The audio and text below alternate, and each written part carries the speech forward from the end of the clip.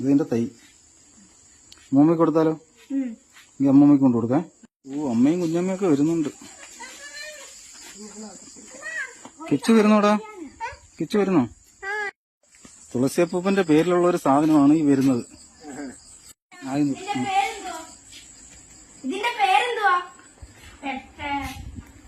ഒരു മരുമോന്റെ പേരുള്ള ആദ്യമേ മരുമോന്റെ പേരുണ്ട്. ഒരു മരുമോന്റെ പേരുണ്ട് ആദ്യമേ. അമ്മൂമ്മയുടെ മരുമോന്റെ മരുമോന്റെ ഒരു പേരുണ്ട്. പറ, അത് പറയുന്നോന്നു.